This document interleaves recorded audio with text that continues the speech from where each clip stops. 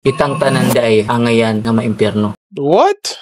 Ang rason nga ang tao maimpyerno is because of sin or sala. Ang Biblia nag-ingon mga isuon ang bayad sa sala kamatayon. Ilang physical na kamatayon kundi eternal nga kamatayon. Mag-suffer ang atong kalag. Ang tinud nga kita hangtod sa walay katapusan. It is separation from the presence of God sa walay katapusan. Pero ang pangutana kinsa may way sala nga nag-ingon man pud ang Biblia nga all have sinned and fall short of the glory of God. Sa ato ba tanan tawo nakasala ug nakabsan sa himaya sa Dios. Walay tawo nga matarong wala bisag usa. Kung atong sabtunog ayo itang tananday angayan nga maimpyerno. Pero tungod sa grasya sa Dios ang tanan pod yang gipakamatyan. Muna in John 3:16, for God so loved the world that He gave His only begotten Son. Whosoever believes in Him shall not perish but have everlasting life. Timani, si bisan kinsa nga mosalig kaniya makaangkon sa kinabuhing walay katapusan. Tanan gipakamatyan sa Dios, pero dili gyapon tanan makaangkon sa kaluwasan. Kay ningon ang Biblia, si bisan kinsa nga motuo ug mosalig sa gihimo sa atong Ginoo. He died for our sins, was buried and rose again on the third day. It is the power of God unto salvation. Kung atong sabtunog ayo